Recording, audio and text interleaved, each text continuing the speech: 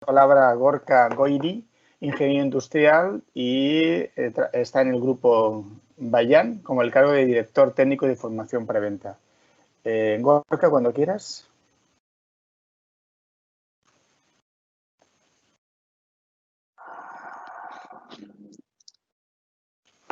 A ver si me deja compartir la pantalla que quiero. Bueno, buenas tardes a todos. Muchas gracias al CUAC por invitarnos a poder poner nuestro granito de arena en este tipo de tecnologías. Y gracias a todos los que están a la otra parte de la pantalla, que para nosotros se hace un poco difícil realmente el intentar interactuar, pero bueno, lo intentamos de cualquier forma. Lo que voy a comentar no es que se salga de la aerotermia, sino todo lo contrario, tiene mucho que ver con la aerotermia, mucho que ver con el cumplimiento del CTE, por supuesto, pero da otro punto de vista que lo ha comentado Alberto al principio, que es el tema de la sostenibilidad. Y concretamente es el papel que estos refrigerantes o los refrigerantes naturales, concretamente en la aerotermia, tienen para este cumplimiento del código técnico y para la sostenibilidad a medio y a largo plazo. Sabemos que todos los equipos que trabajan con bomba de calor, sean sistemas de aire acondicionado o bombas de calor propiamente dichas, todos utilizan refrigerantes sintéticos en general, y estos refrigerantes sintéticos pertenecen a los gases que nos generan un efecto invernadero y como tal son responsables del calentamiento global. Hay 6 tipos diferentes de refrigerantes a nivel general y no voy a entrar en ello, por supuesto, pero sí que ya en su momento en el protocolo de Montreal los refrigerantes que tenían cloro se prohibieron por su daño directo sobre la capa, y en estos momentos, no, ya desde la publicación sobre todo del reglamento EFEGAS en el 2015, bueno, la entrada en vigor en el 2015, se hizo todo lo posible para generar una reducción progresiva de otros gases que nos generan efecto invernadero en este caso. Los temas del efecto invernadero de alguna forma se ha reducido a un coeficiente, es el PCA o GWP en inglés, que es el potencial de calentamiento global. Y esto más o menos calcula el impacto que pueden tener estos gases en la atmósfera, comparándolo concretamente con un gas que es el CO2 a 100 años. Bueno, al final todo se traduce a toneladas de CO2 equivalente, y estas toneladas se calculan de una forma muy fácil. Los kilos de refrigerante que van a la atmósfera por el PCA que tiene ese tipo de refrigerante. Tan sencillo como eso, pero que realmente, pues bueno, da una imagen a veces aterradora de lo que tenemos por ahí fuera o de lo que nosotros mismos podemos generar, ¿no?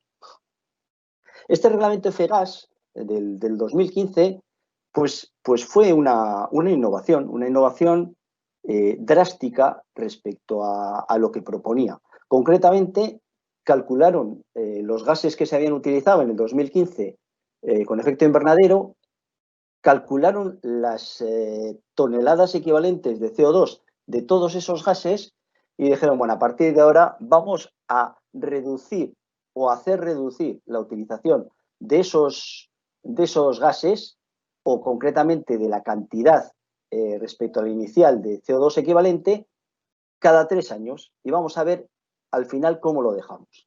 Por decirlo de alguna forma, calcularon los gases que se habían utilizado en el 2015, los tradujeron a toneladas equivalentes de CO2 y dijeron, bueno, pues para el 2016-17 vamos a quitar un 7%. Para el 2018-20 vamos a reducir un 37% respecto a lo que había en el 2015. Y así sucesivamente hasta que en el 2030 hayamos podido reducir hasta un 79% estas cantidades de CO2 equivalente.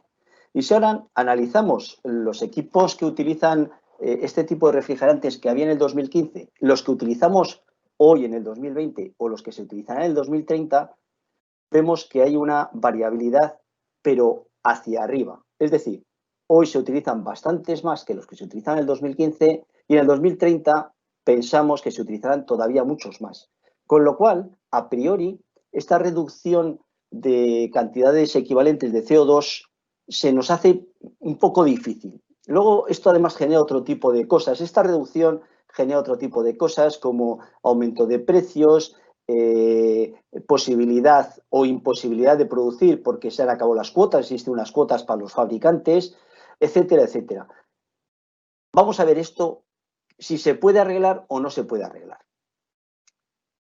A futuro, pues hombre, aquí nos hace pensar que habrá una modificación en los refrigerantes, en el tipo de refrigerantes para poder llegar a esto. Con esto que vamos a ver igual lo dejamos muy claro. Esta es una pequeña tabla con unos cuantos refrigerantes, algunos habituales, y me voy a centrar en 3 concretamente. El primero es este, el R410A, es un refrigerante muy utilizado actualmente, es un refrigerante que no es inflamable, en la parte L tiene un 1 y no es tóxico. Se utiliza un montón en climatización. Tiene un PCA de 2088. Hasta ahí, nada, es un refrigerante admitido, concretamente, por ejemplo, este año se han prohibido ya los que tienen un PCA por encima de 2500, es decir, pues el R11 no estaría, el R12 tampoco, el R125 tampoco, y así un montón de ellos. Vamos a compararlo con otro refrigerante. Este, concretamente, es el R32, es un refrigerante actual, está muy de moda, tiene una inflamabilidad media y concretamente su grupo de seguridad dentro de esta inflamabilidad es A, por lo tanto no es tóxico y tiene una velocidad de expansión de llama reducida. Es un refrigerante inflamable, pero por decirlo de alguna forma, no muy inflamable. Concretamente este refrigerante tiene un PCA de 675.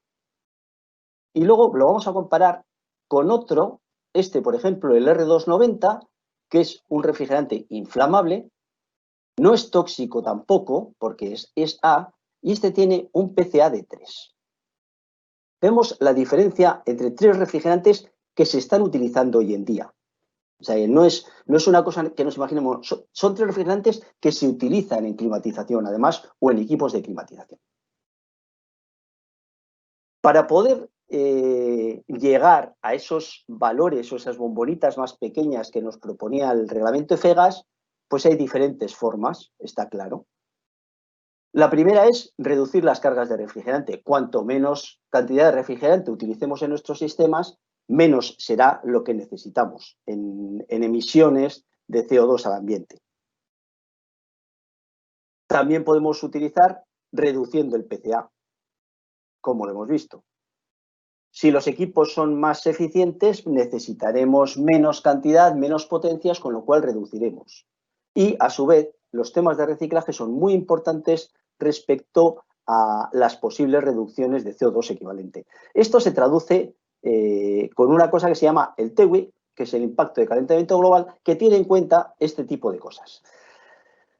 Por intentar comparar, por ejemplo, vamos a pensar en una máquina de 8 kilovatios que en una solución, una de las diferentes posibilidades que hay, tiene 1,5 kilos de un refrigerante y en otra, con otro refrigerante, tiene menos de 1 kilo de refrigerante. Bueno, hasta aquí vemos que hay una pequeña reducción de lo que sería al mismo nivel de PCA un CO2 equivalente.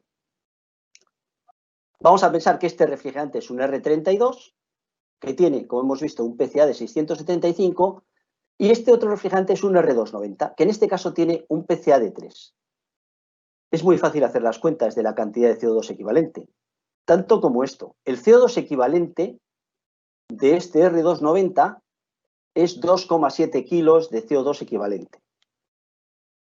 Para la misma máquina, trabajando con R32, el CO2 equivalente de esta máquina sería de 1.012 kilos, una tonelada, cerca de unas 380 veces más o menos la cantidad de CO2 equivalente. Este es un punto que tenemos que tener en cuenta a la hora de pensar en estos equipos como sostenibles o no sostenibles, muy importante.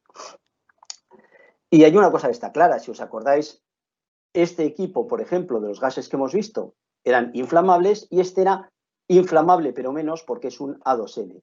Lo que sí tenemos claro es que los fluidos inflamables están habitualmente en nuestra forma de vida y los podemos encontrar en las neveras, concretamente, que tienen un fluido como el R600A dentro, por cierto, con un PCA de 3, porque las neveras y los equipos portátiles, por ejemplo, de aire acondicionado, no pueden tener un gas inflamable, un gas refrigerante con un PCA superior a 150, ya desde hace años vienen con este tipo de gases.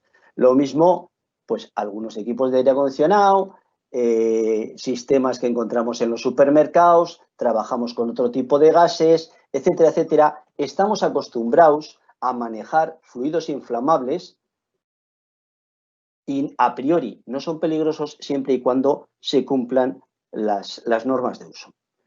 Voy a cambiar un poco de tercio y voy a centrarme en el RESIF, el Reglamento de Seguridad de Instalaciones Frigoríficas, que se ha aprobado ahora y concretamente ha entrado en vigor el 2 de enero de este año.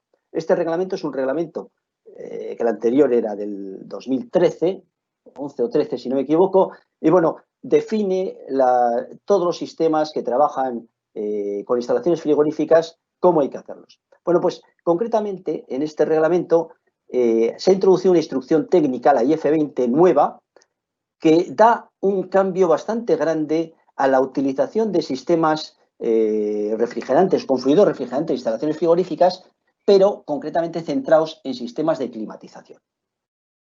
Esta instrucción técnica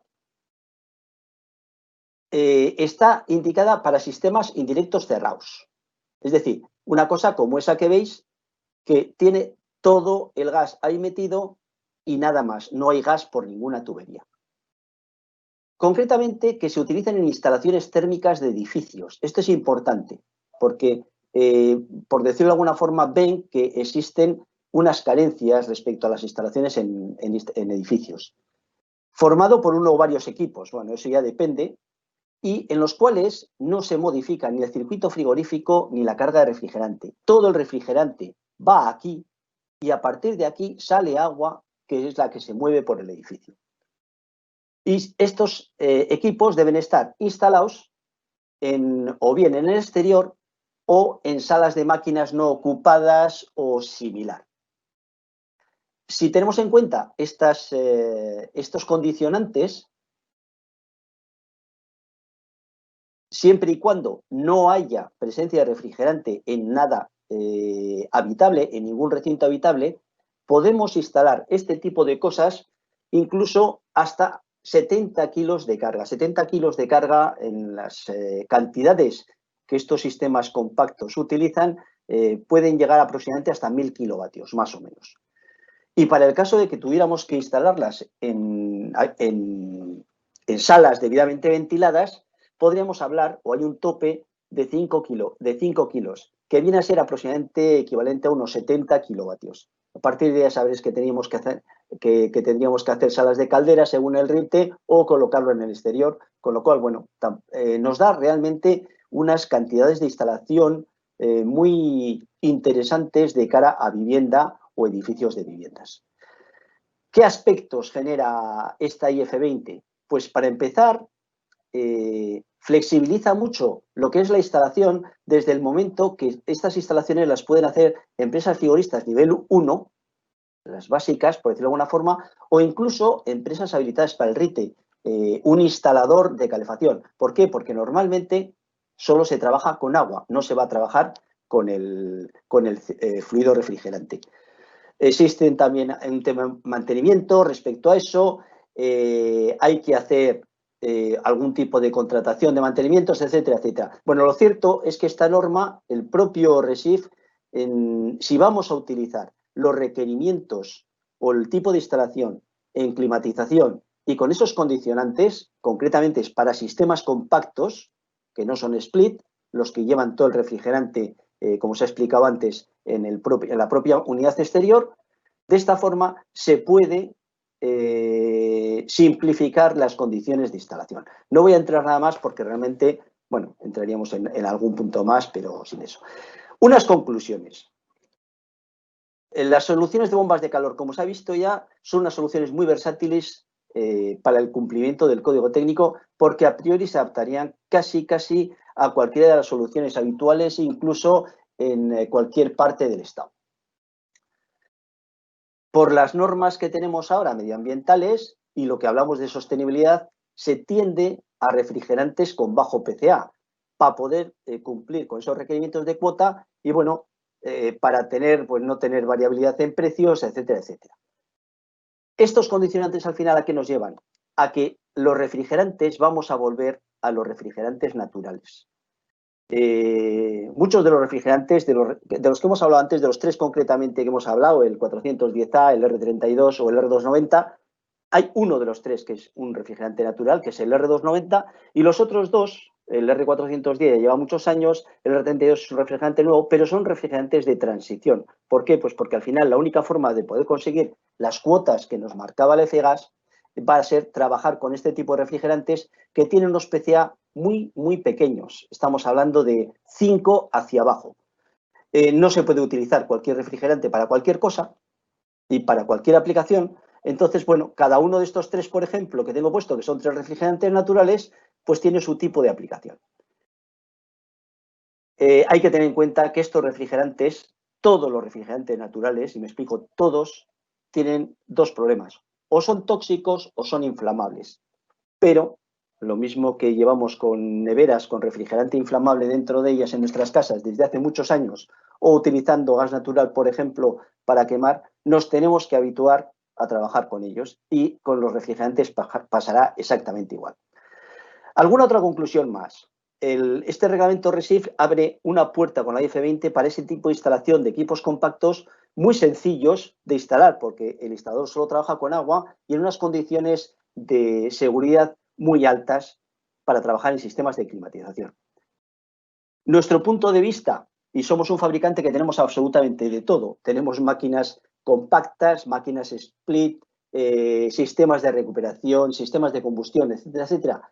Bueno, nuestro punto de vista es que la tendencia futura es la utilización de máquinas compactas por este tipo de simplificación y por este tipo de posibilidades de reducción de las emisiones de CO2 a la atmósfera que estas máquinas compactas nos van a aportar. Y además, este tipo de máquinas compactas nos permiten la sustitución de máquinas antiguas, pues, de una forma muy sencilla. Simplemente, para que os hagáis una idea, os voy a poner unos esquemas de unas soluciones con bomba de calor. Tenemos un minutito, ¿eh? Un minutito, no va más. Y no explico. Esto, por ejemplo, sería una solución de bombas de calor. En este caso son compactas en azotea, de forma que desplazamos con agua y generamos el agua caliente y ya todo lo que necesitemos dentro de cada apartamento. Esta sería la misma solución con equipos split, de forma que aquí llevamos refrigerante. Entonces, tendríamos que tener cierto tipo de consideraciones respecto a ello, aparte de, eso sí, unas emisiones mayores de toneladas de CO2 equivalente. Estas serían otro tipo de soluciones, por ejemplo, bombas de calor en cascada para la generación de calefacción y refrigeración y utilización de bombas de calor de ACS individuales para el uso en cada uno de los apartamentos, o bombas de calefacción y refrigeración individuales y, a la inversa, bombas de calor de ACS en cascada para la generación instantánea o no instantánea en el caso de agua caliente sanitaria. Y luego un par de casos en esto a nivel centralizado, que serían, por ejemplo, cascadas con bombas de calor geotérmicas y generación de ACS de forma instantánea a repartir entre todas las viviendas, o cascadas de bombas de calor aerotérmicas con generación también instantánea de ACS y distribución a todas las viviendas. Sin más, espero que haya sido interesante y muchas gracias por la atención. Gracias, Gorka. La verdad es que es interesante el tema de los refrigerantes, como es un tema en el cual tenemos que convivir con ellos, ¿no?